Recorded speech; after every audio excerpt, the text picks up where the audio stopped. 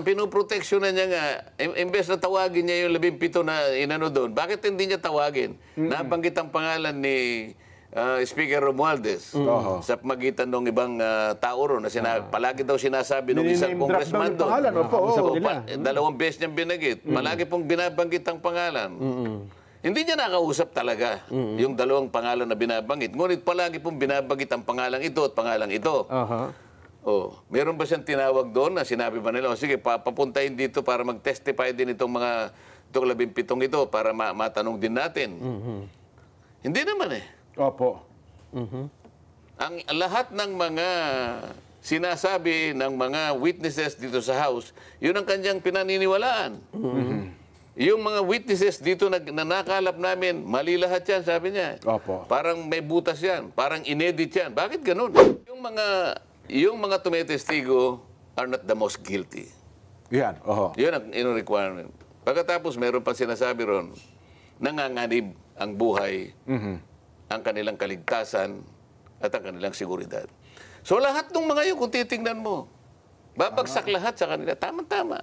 Pero yung sinabing, magbayad ka muna, hindi kasali doon. Sa batas na yon. Na ang kondisyon ay isauli mo muna yung mga ninakaw mo. Walang ganon. Kaya sabi ko nga, teka muna, bakit ang ating DOJ Secretary bumaligtad ng ganon? Sa napakarami niyang assistant doon, kung halimbawa nakalimutan niya yung batas na yon, dapat nagtanong muna siya. Kinausap ko yung USEC. Nag-apologize sa akin. Sorry po, Sen, sabi niya. Mali po kanya yung sinabi niya. Kung bago ka lang dito sa NTPH, maaari bang makahingi ng isang like at subscribe? At huwag kalimutan pindutin ang notification bell para ma-notify kapag may ganito tayong upload. Salamat kabayan! At alam ko naman po na pinagsisikapan pong kayo po ay talagang bigyan ng mga impormasyon. Opo. At mga komento na talagang nakakatulong po sa ating lahat. Dito po kasi sa palatuntunang sa ganang mamamayan, Sen, kayo po ang chairman dito. Hindi ako pwedeng maalis ng pagka-chairman dito eh. Malaking issue. Buti nila dumating kayo kasi magbobotohan na kami ni Jen para palitan niya. Teka lang, marami kasi nagtatanong, ano ba talaga nangyari po sa Senado, Sen? Siguro i-refresh nyo nga po yung ating mga kababayan. Kagaya nung nalalaman na ninyo at ang daming nagbibigay ng feedback sa akin, hindi lamang libo-libo, halos milyon-milyon na yata. Ay, opo, oo. Na hindi nila matanggap-tanggap na ako po'y biglang pinalitan bilang chairman ng Blue Ribbon Committee. Ang totoo po niyan, ako po talaga ang kanilang pakay. Oo. Ang presidente po ng Senado, si Senator Chis Escudero, ay parang collateral damage lang po yun. So tama pa rin lumabas sa mga social media, Sen, na ang puntirya talaga kayo. Kasi hindi naman nila ako maalis kung hindi nila alisin yung puno. Ayun. Ganun po yung nangyari riyan. Ngayon, ang medyo... Hindi po ako nagsasabi nito. Ito po ay kinukonfirma ng napakarami pong mga kababayan natin na hindi po nila nagustuhan yung mabilis ang pagpapalit ng liderato ng Blue Ribbon Committee. Lalong-lalo na po doon sa panig ng paglalahad na po ng katotohanan. Yung pag-iimbestiga na po sa kanila pong palagay, ay meron na po silang nakikinikinitang mga katotohanan na lalabas dyan. Papunta na po sa paghanap po natin ng kasagutan sa maanumalyang pagkakalatag ng mga proyekto na kung tawagin nga ay ghost projects. Ayun. Ang balita kasi, Sen, may singit ko lang po, mukhang pinakiusapan ata si Senator Chis bilang presidente po ng Senado na kayo ay palitan sa pagiging chairman, pero parang nanindigan siya sa inyo. Kaya ang nangyari daw po, pati siya nadamay sapagkat ayaw pala niya kayong palitan bilang chairman ng Blue Ribbon Committee. So tama po ba yung ganung anggulo? Hindi ko alam yun kasi wala naman siyang sinasabi sa akin na siya'y kinausap. Ang nangyari... May nakiusap daw po eh. mabilisan nga eh. Ang totoo niya, siguro nakikita nyo, itinutuloy ko yung pangatlong pagdinig namin. Opo. Ako na lang ang pinakahuli na nakabalita na napalitan na pala yung aming Senate President. Ayun na Ano? nga, oo. Kaya pala si Senador Jinggoy na nasa tabi ko, medyo mainit ang ulo nung araw na yon. Hindi ko naman alam kung ano nangyari. Kaya yung pong talagang purong-puro na biruan lang, iba po yung pagkakatanggap niya. No? Pero alam naman ninyo, talaga nagbibiruan lang kami. Totoo po. Yun pala pagkakapaalam ng isang babaeng senador, yun na rin palang tanda Senyales. na sila ay nagkakaroon na ng pagpupulong sa isang Kasi kwarto. hindi naman talaga nagpapaalam yun eh. Ayun na nga po eh. Talagang yun eh, halos hanggat maaari ay Nakabantay talaga, di ko ba? nakabantay at lahat ng anggulo ng mga pinag-uusapan ay nakakasangkot siya sa mga usapin. Opo. Nagtaka ko kung bakit siya nagpaalam at nangako naman siyang babalik. Yes. Oo. Pero hindi na siya nakabalik. Oho. Ayun. Ang narinig ko lang sana, sa iba kasi mga balita, at siguro mabuti masagot niya rin. Ang pangunahing layunin daw po kasi talaga ng Blue Ribbon in aid of legislation. Kasi daw po, parang sa tingin daw po ng kapwa yung senador, parang nalilihis na para bagang ang dating prosecutorial na raw po ang dating ng pagdinig ng Blue Ribbon Sen.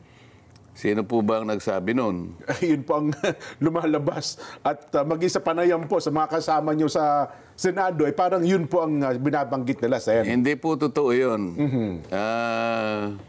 Unang-una, talagang may pagka-prosecutorial po sapagkat kung titingnan ninyo yung pinaka-mandato ng committee, Ng Blue Ribbon. ang tinutugis niya yung malfeasance, Misfeasance and misfeasance at nonfeasance. Paano po ang paglalahad ng inquiry kung hindi po namin gagawin sa paraan na pagtatanong at paghanap ng kasagutan sa mga dapat na itanong para nga mapatunayan kung merong malfeasance, misfeasance and nonfeasance. Yun po yung tinutungo talaga. Ayun, Yun ang pangunahing layunin ng Blue Ribbon Committee. Kung naipagkamali nila, lalong-lalo na po yung aming puno ng Senado ngayon, yun po yung sinasabi niya. Ayun, opo, Kahit oo. kailan ay hindi po ako lumihis doon sa tuntunin na yon. At baka dapat sana tinanong muna niya ako. Opo. Nakatatlong pagdinig lang ako eh. Tama po. Yung iba nga pong humawak ng Blue Ribbon Committee, nakalampas na sila ng halos 20. Wala pa naman silang nagagawang batas eh. Tama po. Sa totoo lang po ako, pangatlo pa lang. Pangatlo pa lang, meron na po akong naiayos. Possible areas of legislation. 10 pa yung aming naisip na kagad eh. Ba? Oho, sa tatlong pagdinig pa lang po, ha? Tatlong pagdinig pa lang para malaman ng nakikinig sa atin Opo. na tayo naman ay hindi nagbibiro sa mga sinasabi natin. Ipakikita ko dito, alin-alin ba yung mga naisip na nating mga panukalang batas sa liwanag ng mga pagdinig kahit hindi pa talaga natatapos. Pangatlo pa lang na pagdinig. Base sa mga nakita na namin, nakita ko at nakilatis natin, ito yung aking naisip. Kinakailangan merong amendment ng procurement law. Oo, opo. Kasi doon na pupunta po yung mga bidding natin, yung pag-award ng mga proyekto, lalong-lalo na yung pinag-uusapan ng mga flood control projects, nasasalaula sapagkat merong problema, may mga butas sa procurement law. Kinakailangan mag-introduce ka ng amendments. Meron ding amendment po sa anti-graft law. Oho.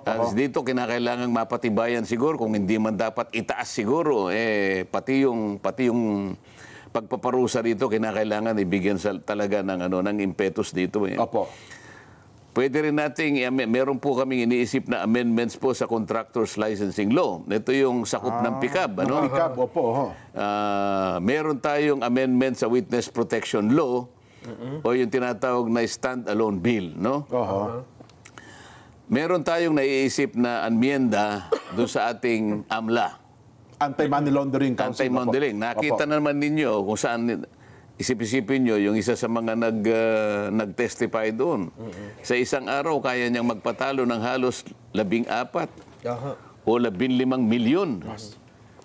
Ito parang ginagamit nila laundry area yung yung mga kasino natin. Kaya dapat magkaroon ng emyenda sa AMLA, sa batas sa AMLA, nakikita rin natin ang pangangailangan para i-amend yung ating Securities Regulation Code. Sapagkat dito pumapasok ang ilang mga kawatan, yung sindikato, ginagamit nila na pasilidad itong areang ito. At dito, idadagdag natin yung False Claims Act. Ito yung, kung tawagin ay writ of quitam. Yung bang pwedeng payagan kahit isang mamamayan lang, kahit isang Ordinaryo. karaniwang mamamayan na maghain siya ng asunto laban sa mga opisyal ng pamahalaan. Ang kondisyon lamang kapag hindi ito binigyan ng atensyon ng ating Department of Justice. Halimbawa, in 30 days, kailangan umaksyon ng Department of Justice. Pag hindi siya umaksyon, meron ng karapatan na maghain yung karaniwang mamamayan. Sa laki at sa lawak ng pangyayari, iskandalo na nakita natin sa mga proyektong flood control na yan, kailangan nating siguro makagawa na ganitong uri ng batas also. Kailangan din nating pasiglahin yung whistle. Kailangan ma-approve na natin itong Whistleblowers Protection Act na nakabinbin pa ngayon. Meron pa tayong Heavy Equipment Registration Act. Sapagkat itong ginagamit nilang mga kasangkapan, mga makinarya sa mga proyekto, wala naman listahan ito ginamit na nila sa ganitong proyekto, pipilitin pa nila kunwari na isulat na ginamit sa ganito. Hanggang Mindanao lima lang ang makinarya mo Ang project mo mahigit na 50, ibig mo sabihin iisa lang ang ginagamit mo makinarya. So, at saka ang pang-10 ay kailangan meron tayong flooding master plan. Master plan, So, dito pa lamang, nakakatatlong pagdinig pa lang ako, meron na akong 10 panukalang batas na gusto kong maipundar natin. Para sa ganon ay ma-address natin ang mga problema kaugnay nitong maanumalyang paglustay ng ating kabangbayan. So yung punto ng in aid of legislation, Sen? Pangunahin. Iyon po. Pangunahin. Hindi lang maiiwasan na talagang akala mo, meron nagpo-prosecute ka. Talagang gano'n kailangan mo magtanong Kailangan mo magpalitaw ng ebidensya Paano mo ngayon mapangangatwiranan na ang dami palang ganitong mga anomalya kung hindi ka kukuha ng tao na tutulong sa'yo. Kaya ko lang naimungkahe na kung sino man po ang gustong nagsalita na, ay nakausap ko na po yung DOJ na nakahanda po silang tulungan kayo. Basta sasabihin po ninyo yung katotohanan at maituro ninyo yung mga taong nasa likod. Mas malalaki sa inyo. Ang nangyari nga lang, bumaligtad naman ang DOJ. Yun nga. Akalain mo naman, ito yung nakakapagtaka Opo. Kausap ko ang Secretary ng Department of Justice, Linggo. Kausap ko yung kanyang USEC, siguro Biyernes o Sabado. At nakausap ko pa, bago ko uli makausap ang Department of Justice, Secretary Boyeng Remulla. Alam nyo naman na magkaibigan kami. Opo, kahit sa Congress pa, So, kinumit niya sa akin yun. Okay yan. Sabi niya gano'n. Ang totoo niyan, partner naman namin kayo, ang Senado, para maipasa natin itong Whistleblowers Act. Pagtulong-tulungan natin yan.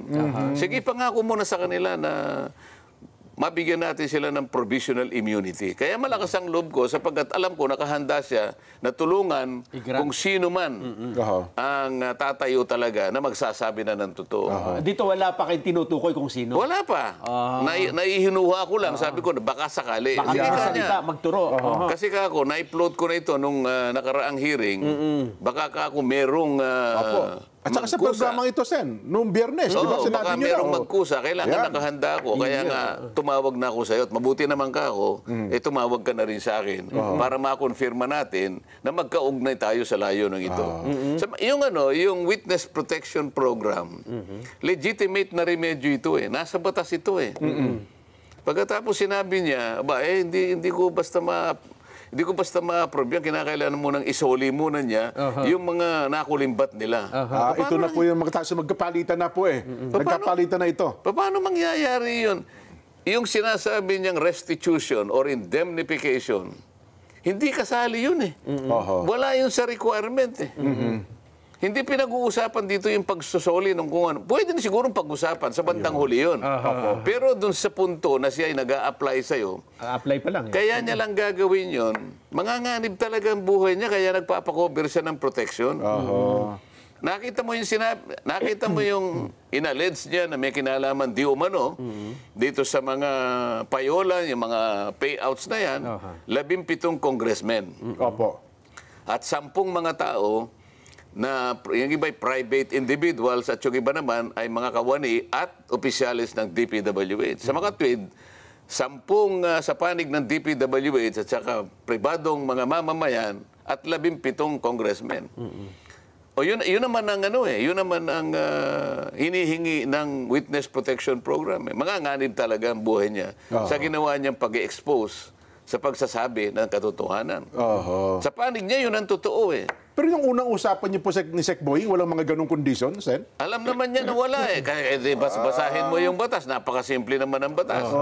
Ngayon, ito namang aming bagong Pangulo ng Senado ngayon. Yun ang kanyang idinadahilan kung bakit yung sulat na binigay ko na dapat pirmahan niya para umabot sa Secretary of Justice, nag-research naman ako sabi niya. Ayun na nga po, hindi na nakita ko na kinakailangan palang magsoli. Ang aking kinalulungkot dito, kung talagang nag-research sila, bakit hindi nila binasa yung batas? Wala namang sinasabing ganun na magbayad ka muna. Isauli mo muna kung ina-allege na ninakaw mo o ano man. Walang iniwan sa yung i-rescue kita. Halimbawa, merong kidnap or ransom. Halimbawa, itong cameraman natin. I-rescue kita pero magbayad ka muna. Hindi pa, parang mali eh. Kaya mo siya bibigyan ng protection at hindi mo siya hihingi ng kahit ano. Dahil nga doon sa kanyang pagpapahayag, doon sa kanyang pagtulong sa iyo, sa panig ng Estado, magsasabi na siya ng totoo. Kasi mahirap eh. Kung walang tatayo na magwi-witness, sinong mahuhuli natin? Lahat yun, aligasyon. Lahat po yun, paratang. Kung walang magsasalita. Hindi ba, Nelson? Para ka namimingwit eh. Pag ikaw ay namimingwit, may pain ka. Tama po. Anong gagamitin mong pain? Butete, halimbawa. Bulate. Bulate. Maliliit na isda. Para makahuli ka ng malaking isda. Ayun na. Pain.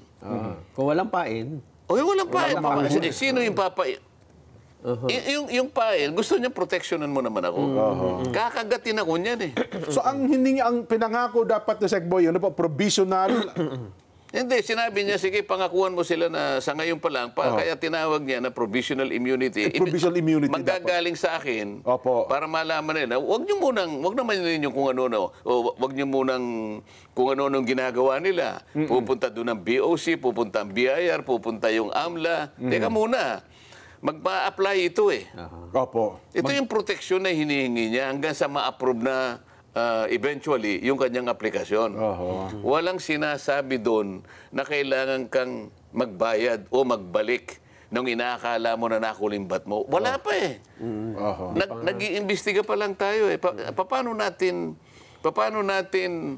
makukwenta kung ano yung babalik? Wala pa naman tayo sa estado na yon. Doon po sa angulo na ang sabi naman nila, kasi selective ang sinasabi, parang may itinatago, merong pinipili, at ang gusto daw ay magsabi ng tell-all. Walang dapat na itago. Meron pang binabanggit siya, dyan ka nasingit ko lang. Nagsimula doon sila 2016 eh. Bakit daw binabanggit? 2022 lang hanggang sa kasalukuyan. Parang may mga tinanggal daw na pangalan eh. Yun ang kanyang sworn statement. Wala akong magagawa. Ang sinasabi ng aming bagong Senate President, meron daw nagbulong sa kanya na inedit daw yung sworn statement. Isa pa yun. Ito ang medyo mabigat na tanggapin yung pagpaparatang na gano'n. May bumulong daw na taga Blue Ribbon Committee. Paano kaya kung malaman niya ang katotohanan na hindi naman alam nung Blue Ribbon Committee na mayroong sworn statement na lalabas nung araw na yon. Yung sworn statement na yon, direktang ibinigay sa akin. Opo. Hindi alam ng Blue Ribbon Committee. Paano mo sasabihin na inedit? Sino mag-e-edit? Diretsong pumunta sa akin. Oh, yun pa. Oho. Ako nag-edit. Yung araw na yun binigay, magsisimula na kami. Doon mismo sa hearing. Hindi naman doon sa hearing. Basta kinakailangan. Doon sa araw ng hearing. Ilang oras na yung bago kailangan makuha ko. O pagkatapos sasabihin nila, merong nag-edit. Ito yung nakikita kong parang hindi na tama eh. Kung mo ba sinabi niya na congressman ang naging kasama niya, naka-transact niya, ibig sabihin hindi na totoo? Kung mo ba wala siyang sinabi na senador, hindi na totoo yung sinabi niya? Doon sa House of Representatives, kung titingnan ninyo, ang pinaniwalaan naman nila, ang gustong papaniwalain, ay yung sinasabi naman Nung Bryce Hernandez na pumunta naman sa amin. Nakikita mo, sinasabi nila na hindi kanya totoo yung sworn statement ng mga Diskaya. Opo. Bakit nila pinresent yung Mayor Vico ng Pasig? Hindi ba dahil sa kalaban niya yon? Ano naman nung aming presidente na Senado ngayon, yung Vico Soto? Hindi ba pamangkin niya? Pamangkin, yes po. O di may politika dito, hindi ba? Kaya mo lang ba sinasabi, kaya mo dinidiminish yung value nung sworn statement na yon dahil kalaban siya ng pamangkin mo sa politika. Kung ako siguro, dapat hindi ako magkukomment sa bahagi na yun Opo. Sapagkat kalaban ng aking pamangkin ito.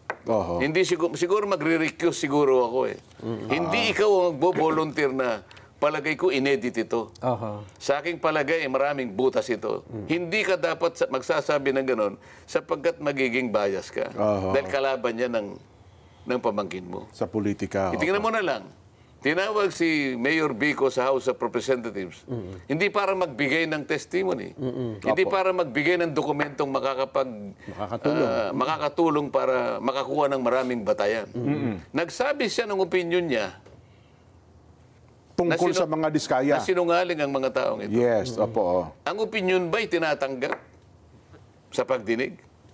Opinion mo yun Sa bawat pagdinig, mapakorte man o ibang quasi-judicial tribunal, ang opinion, dinabaliwala. Hindi tinatanggap ang opinion. Bakit kinakailangan siyang magpahayag ng opinion doon? Pagkatapos, hinahanap ko yung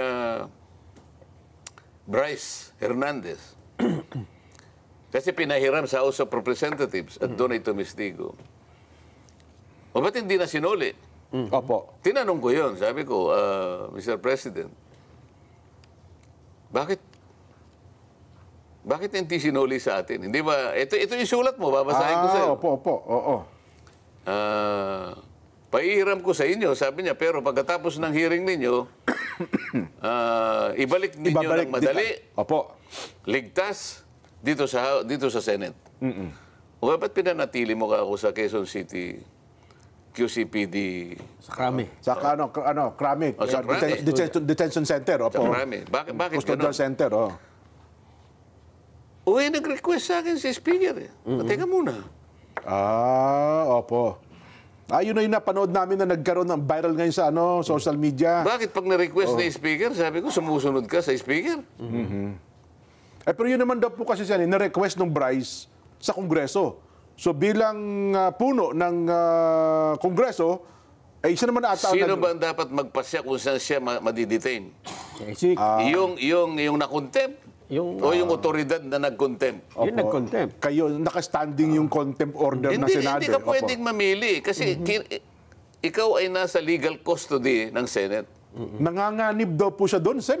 Kaya kapag hindi mo siya sinuli, binibigyan mo ng credential sinasabi niya. Ayun. Sa mga tweet, sabi ko, hindi ko kayang tanggapin.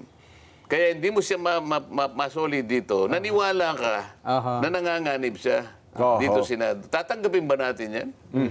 Tayo Senado hindi natin kayang proteksyonan. Ito ngayon ang problema. Sabi ko, medyo madidisgrasya ang integridad ng ating inquiry dito pag gaganyan. Bakit ayaw mo siyang bigyan ng witness protection program at kinakailangang magsoli, bakit si Hernandez, hindi mo siya sinabihan na magsoli ng perang katakot-takot na halos bilyon-bilyon ang ipinatalo? Pala, mas malaki pala ang pera din nun, ha? Bakit ganun? Oho. Ang daming sasakyan din nun. Nakikita nyo ba ang pagkakaiba ngayon? Pagka nandun sa House of Representatives, kagyat na bibigyan ng witness protection kahit hindi siya magsoli. Kaya Diskaya, kailangan magsoli ka muna. Tingnan po ninyo ang pagkakaiba. Hindi naman daw ata humihingi na maging witness itong si Bryce Hernandez. Hindi ka, i-cover nga. Pinoprotektahan. Yun nga yung, yun nga yung gusto nilang mangyari. Magsabi ka lang ng totoo. Merong nag-text sa akin. Isa sa mga tumutulong na legal officer sa mga Diskaya. May kinausap siya ng isang congressman daw. Maglaglag din kayo ng senador para hindi kayo makontempt. Ganito na ba? Oho. Tingnan ninyo, historically, ano ba nangyari kay Grijaldo, hindi ba? Opo. Ganon, sila yung gumagawa nun. Sa Senado, walang ganon eh. Yun ang nangyari kay Garma. Yun ang nangyari kay, do sa pulis, yung Ed, nakalimutan ko yung apelyido. Pero sa Senado, walang ganong klaseng kasaysayan. So, gusto ko makita ninyo yung pagkakaiba. Meron ka bang karapatan na sabihin mo na may butas itong parang hindi totoo, parang inedit? Bakit mo huhusgahan ang sworn statement ng isang tao nung ihayag niya nung ako pa yung chairman ng Blue committee? Ribbon. Opo. O bakit nung ako'y napalitan na, ibig mo sabihin, yung proceedings namin ay papalitan mo rin? Pinagtalunan, inapprove, ito yung ginawa namin, napatunayan namin na kailangan niyang magkaroon ng protection. Ito yung hiningi niya. Kaya gumawa kagad ako ng sulat bilang chairman. Bininbin niya. Alam niya kasi papalitan na pala ako. So, ang ginawa niyang dahilan ngayon, kaya hindi niya pinirma yung sulat ko, hindi na ako ang chairman. At binigay niya raw kay Chairman Ping. Si Chairman Ping naman, nag-uusap na raw naman pala sila, kailangan magsoli muna. So, yun po yung nangyari. Sa makatwid, yung aming ginawang proceedings, kino-question pa nila eh.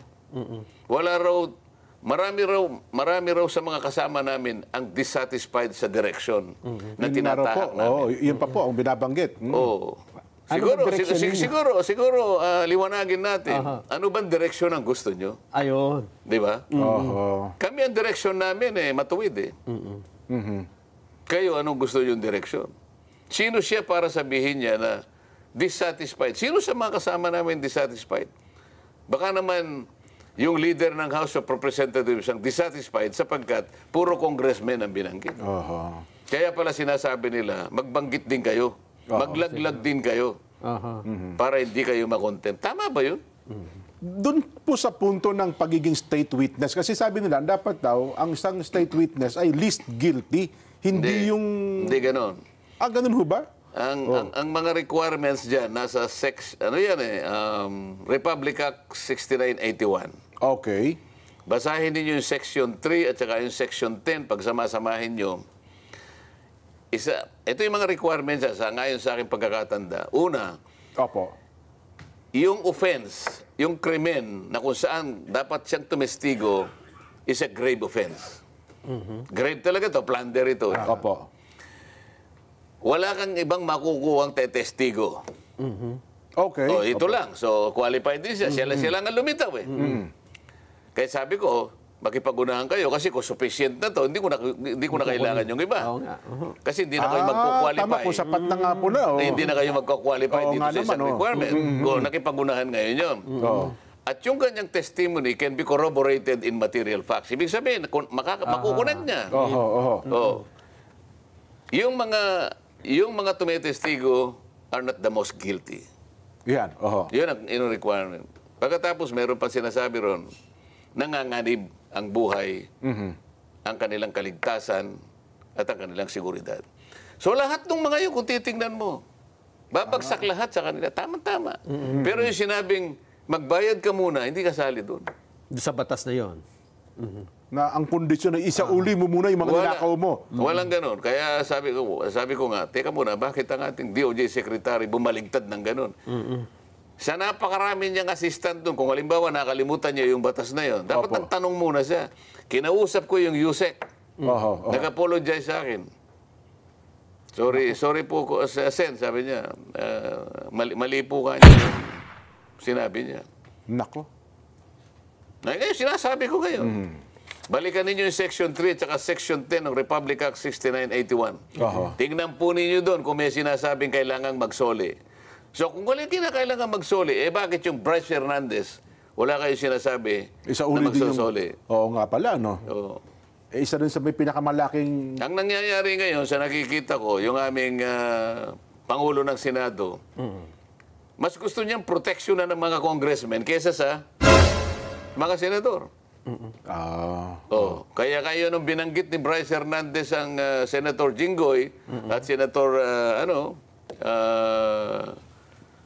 Joel, ayun. Pinutrektahan si Hernandez. Si Hernandez ang nakaproteksyon ngayon. O sinabi ko, teka muna, bakit ka ako nasa krame?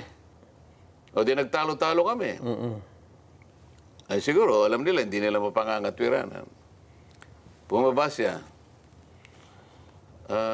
Kaya ko lang naman ginawa yun, sabi niya Mamaya kapag tayo ang nanghiram, hindi rin nila tayo pahiramin. Ano ba ito? Hiraman ba ito? Oo, yun nga ang punto. Yun ang lumabas doon sa iyong pagpupulong, Sen. Pero sinabi ko sa kanya, ano ngayon kung hindi tayo pahiramin? Marami naman tayong sarili. Oo. Iyon pa na yung katwiran niya. Kaya niya daw ginawa yun sapagkat baka sakaling Mangailangan, manghiram din ang Senado. Kung ako lang hindi ako nangihiram. Oo. At saka bakit hindi mo ako kinonsulta? Bakit kita ko konsultahin? Ako ang Senate President. Oo. Yun po ang kanyang katwiran ako pa yung chairman That time, opo. Nung i-commit mo siya sa Quezon City, sa Krame, hindi napalitan ka na nun Hindi ka ako. Tingnan mo ka ako itong account ng news. 2:15. Nung maalis ako ng chairman, 5:24. Yun pa yung palagi mo ka niya. Ako ang chairman Hindi mo binasa yung Section 6 ng ating tuntunin. Basahin mo. Ano nakalagay doon, Sen? The committee alone. Sabi niya. Ako lang.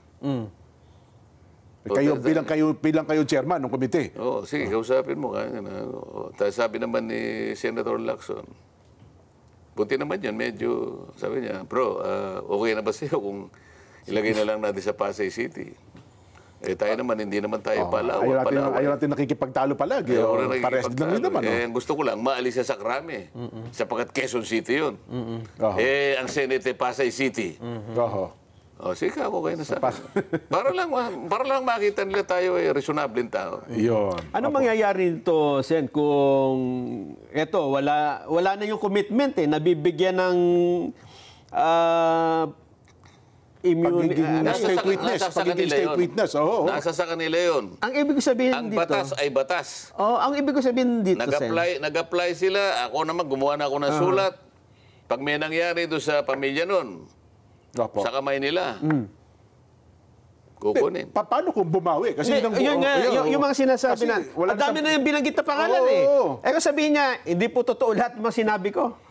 Kasi wala nang protection Kaya nga, ang pinoproteksyonan niya nga, imbes na tawagin niya yung 17 na inano doon, bakit hindi niya tawagin? Nabanggit ang pangalan ni Speaker Romualdez sa magitan ng ibang tao ron na palagi daw sinasabi ng isang congressman doon.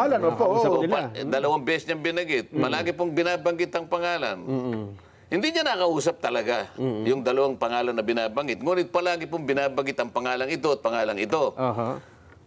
Meron ba siyang tinawag doon na sinabi ba nila, sige, papuntahin dito para mag-testify din itong 17 ito para matanong din natin. Hindi naman Opo. Ang lahat ng mga sinasabi ng mga witnesses dito sa House, yun ang kanyang pinaniniwalaan. Yung mga witnesses dito na nakalap namin, mali lahat yan, sabi niya. Parang may butas yan, parang inedit yan. Bakit ganun? So pagka yung Blue Ribbon Committee na aking na pinangunahan ko, Hindi niya pinaniwalaan. Oho. Pero kapag ka yung mga resource persons namin doon ay pumunta doon sa House of Representatives, doon pinaniniwalaan yung sinasabi. Oho. Nako, pero ako Ano naman pero? naniniwala siya na nagkasundo-sundo kasi nagmerienda na rin pala kayo. Niyaya kayo magmerienda. Napag-usapan niyo na paano aayusin. Anong niyayang merienda? Kasi doon nababasa, halika kayo, magmerienda na lang tayo. Di ba nung nagtatalo-talo kayo doon sa custody. Sa custody eh. Kasi... Oo, magkukus tayo, sabi niya. magkukusa tayo. Ito kasi si Senator Jingo, yung gulo talaga eh. Dinig doon sa eh. Anong nalaman niyo nung pagkatapos nun? Nagkukus na lang ho kayo. Siguro sabi ko naman, Ay, hindi nagkukus sila. Nagkukus kami rito. Hindi, hiwalay kami. Hiwalay ho ba? Akala ko pa nakala niyo nagmerienda pala kayo. Hindi. Akala ko nagbigay siya ng kahit merienda man lang. Sige, maayos na tayo. Tayo naman yung mga maginoo. Pare-parehas naman tayong mga senador eh. Nung una yata, Oo. si Senator Jinggoy, akala niya doon siguro yung puntahan. Opo. Doon siya pumunta. Kaya lang nakahiwalay din siya. May nakakita, andito yung iba, nandun siya sa malayo, kumakain siya mag-isa. Ganun ho Kasi ba? nahanap ko rin siya eh. Oo. Siya nag-privilege speech eh. So tapos pagdating ni Senator Alan, nandun ka, kumakain ng spaghetti. Opo. O siguro nalaman niya, nasan kayo makasama ko? Nagtanong-tanong, nandun sa kami, pinuntahan kami. So may hiwalay silang caucus, may hiwalay kaming caucus. Oho. Pagka ganyan, Jen, Oo. parang nawawala na ng di ba? Parang lumalabo na may makakasuhan dito kapag humihina yung nawawala ng loob yung mga tetestigo, di ba? Sayang naman. Pero anyway, Sen, ilatag natin kasi meron tayong Vox Populi sa araw na ito at nang sa ganun ay makapagbigay din po ng komento ang ating mga kababayan. Teka muna, ano ba yung tingnan nga natin, ano Ito ba po. yung, ano yung propose? Oho. Ito na po. May makakasuhan kayang promotor. Yan. May makakasuhan kayang promotor ng katiwalian sa flood control sa takbo ngayon ng investigasyon sa Kongreso at Senado, Kamara at Senado. May mapapala pa ba tayo? Ba't dalawa yung tanong? Oho. Oho. Pagsamahin mo na yun, dalawang tanong eh. Oh. May mapapala pa ba sa investigasyon, sa takbo ng investigasyon? Yan. Ganun na lang. Opo. Oho. Sige. May mapapala pa ba tayo sa takbo ng... Pakibaba mo nga ulit. Teka muna, Kuya. kailangan natin i-discussion. Ano ba yung takbo ng kanilang investigasyon ba? Sana tuntunin din nila sa inyong direksyon ninyo. Kasi sabi yung direksyon nyo Mali yung... nga daw ang direction ko eh. So, ibang direction ang gagawin nila. Ngayon, itanong mo, ang itatanong mo ngayon, sa pag-iba ng direksyon. Oho. Kasi sinabi na niya eh. Opo. Marami raw dissatisfied, mali daw ang direction. Aha. O sige, ang gusto ninyo, anong gusto ninyong tuntunin na direction? Hindi ko nga alam kung saan papunta yung direction. Ako, north ako eh. Opo. O, siguro sila south. Teka lang, curious lang ako, Sen. Kasi binuo na yung Blue Ribbon. Kayo ba yung bahagi pa rin ng Blue Ribbon Committee? Vice Chairman. Vice Chairman. Minority. Di ba? Hindi ko alam kung kukunin ako. Basta ako kahit member lang. Okay na ako doon. At least magpa-participate ka rin kayo sa... Nakita ko na, nabasa ko na eh. May line-up na eh. Vice Chairman, Minority. Ginawa nila akong vice chair. Oho. Sa side ng minority. Minority. Ayun. Siniswerte sila.